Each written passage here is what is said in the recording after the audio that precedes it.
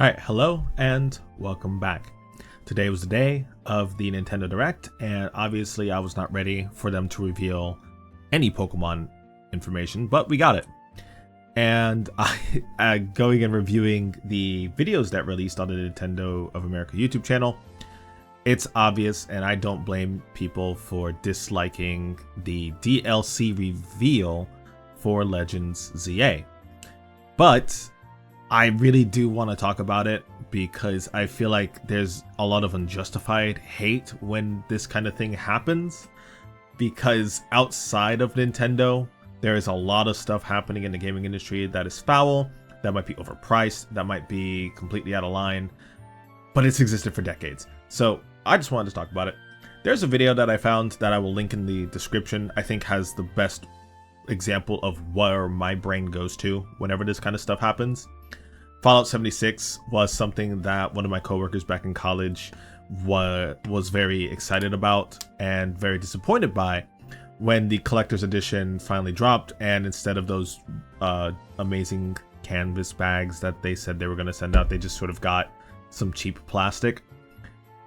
Now that's not just a base price game, that is somebody farming their primary consumer base for goods that do not deliver at all to what was advertised. And that is what I would say is blatantly wrong.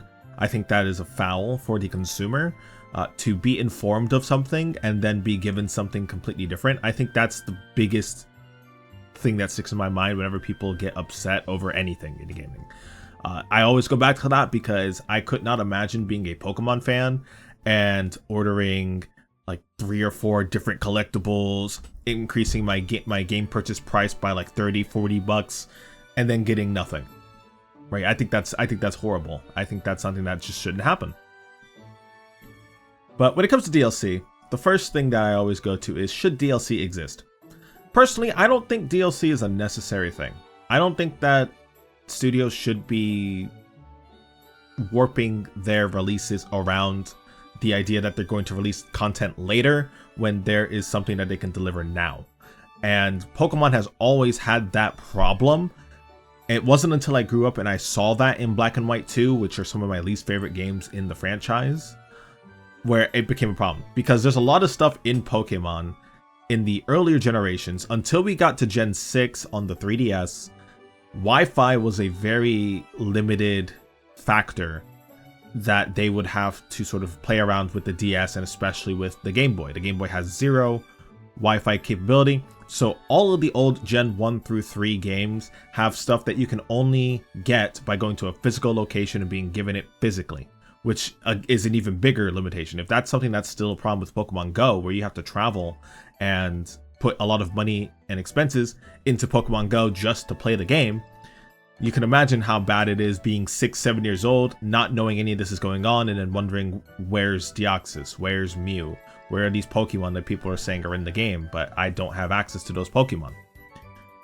And after Gen 6, that stopped being a problem. Now that Wi-Fi, for one, is household, everybody has Wi-Fi in the year 2013, 2014. The internet is big, everything is accessible, your parents probably need these things, so you have these things now. The biggest problem with DLC for me is wondering whether or not it was something that they simply could not do in their normal game cycle, which I'll go into, or if it was something that they intentionally planned to do extra, and so it needed more time, or they simply just didn't want to do it. So whatever the answer is to that question is where I'm going to draw my line. If it turns out that the only reason why we're getting Gorochu in 2026, for Pokemon Day, is because they wanted to do more with the game, I don't know. I don't know what to tell you, honestly. If it comes down to why can't they just release that as a post game, or if it's just, hey, we just wanted to do this, but obviously it's going to cost money to produce, sure, it just makes sense to me that there are some things that they cannot fulfill in their cycle. And despite what people think, Pokemon games are made at the standard 4+ year cycle. They are developed at the same time as games are being released. And this was something that we knew back in the gens 4 through 6 days, where they would have trips and things that are going on. And at the same time, they have a game coming out that November. So they're working on Pokemon games. Pokemon games, every video game obviously has an end date for development. And then after a while, that game will be released. Games aren't released as soon as they're finished. Games are finished in advance. They're looked at. They're given their little quality check, whatever that might be for whatever game, and then they're released. Sure. And I am happy that we got a little bit of a gap. I'm hoping that that means that they get a little bit more development time. Their time to polish things, time to work on developing the next thing, so that it has this very satisfying cycle. But we'll see.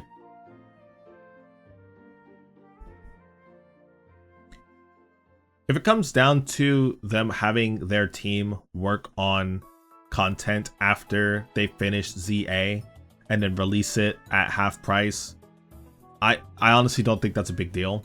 When it comes to the idea of whether or not DLC should exist, obviously development time needs to be paid. Workers need to actually do the work to create these things. It's really hard for me to hate DLC, is where I'm getting at. Because back in the day, the alternative was just have Pokemon games with areas that are completely inaccessible, can't do anything with them, but you gotta see them. You gotta look at them, you gotta know they exist.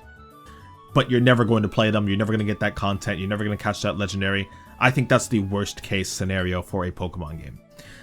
If DLC, on the other hand, give players a way to do these things and experience these things that they otherwise would not, maybe I'd be happy about that. It's not like they can make a Legends ZA2.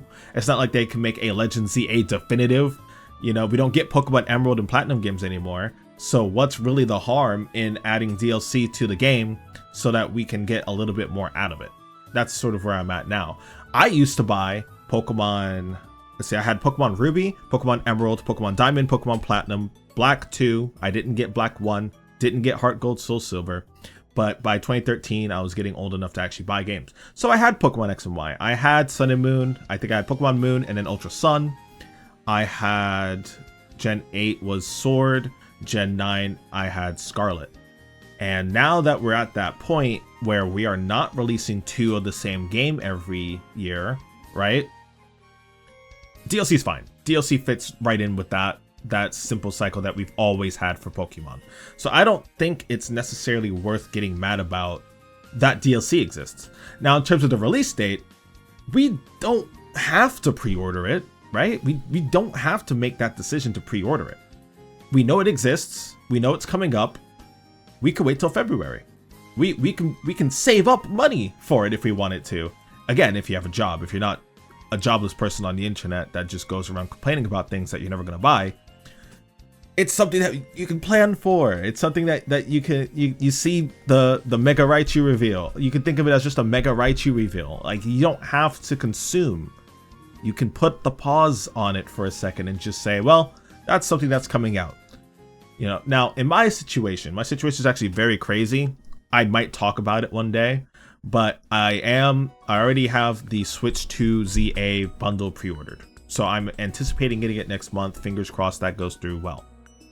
But on top of that, now that I know something is coming out in February, and it's pre-orderable now with the money that I'm making now, with the budget that I have now, God forbid I'm tight on cash come February, I won't have to worry about buying it then. That's another positive that I think no one will ever talk about when it comes to pre-ordering. Yes, buying something that you don't know what it is bad. I don't think that it's a good practice to always pre-order games, but I'm gonna end up playing it anyways because I just play Pokemon. I'm not a gamer. Since Ruby and Sapphire, I've only had Nintendo systems in order to play Pokemon. That is my personal situation. And I feel like that could be a situation for some other people too. But if you are a big gamer and you're like my friends who want to play Donkey Kong, Zelda, Mario, Pokemon, Kirby, Animal Crossing, if you're a consumer, if you're actually a consumer of these luxury products, I can fully understand not wanting to put up money every time something is announced. I can fully understand not wanting to give more and more money every console generation for the same goods that you've been getting your whole life. But those are issues that we might be able to talk about another time. There's a lot there. At the end of the day, I don't think that it's fine to just hate the fact that the DLC is announced now and it's pre-orderable now. I think that for some people that could actually make things easier on them when they make their decision to purchase. If you're like me and you don't have the Switch 2 yet, it is kind of awkward having all this stuff advertised to you now, and you're like, well, I can't do anything about that. What's the point of pre-ordering? Sure. At the end of the day, we don't have to do it. We don't even have to play video games. We don't have to do any of this stuff. This is stuff that we're choosing to engage with. And for better or worse, there are things out there that are absolutely outrageous. People have been giving these games like Cyberpunk a chance years after they already flunked their development cycle and release date, and they're loving it. It's really, really hard to just say as gamers, we should just be against this, we should be for this, we should do this, we shouldn't do this. I just don't think it works. I don't think it helps anybody. I think that at the end of the day, what we really should focus on is our own individual situations, and we should think about what's really worth buying to you. That doesn't have to be anybody else's opinion. That doesn't have to be a shared opinion. People don't have to agree with you. But we just shouldn't go all gung-ho hating something because it fits the model that we don't approve of, right? There's still collector's editions out there. There's still people getting scammed from indie development games. There's crypto games. There's worse things out there than a pre-order for a DLC for a game that's not out. I just don't think it matters that much. I think that there's a lot more that we could be concerned about. Is the game going to run well? Probably. This might be the best Pokemon game that we've gotten since Omega Ruby and Alpha Sapphire. That game is amazing. We're playing it right now. It's super good. I love it. Omega Ruby Alpha Sapphire might be one of the best Pokemon games of all time. Fight me on it. But there's just no point to hating now. We can save the hate for when the games come out, right? If if it's so wrong to pre-order the game, then it's also probably wrong to hate it when it's not even out. If it's wrong to pre-order the game because it's not out, it's probably also wrong to hate the game that is not released yet. So, let's withhold our opinions a little longer. Let's see Legend ZA come out. Let's let the game come out, right? Let's not buy it if we don't want it. Let's buy it if we do want it. Your money is your choice. Nobody else is responsible for your financial decisions. And if you're broke, just say so. So, yeah, thank you. Until next time, hope you take care.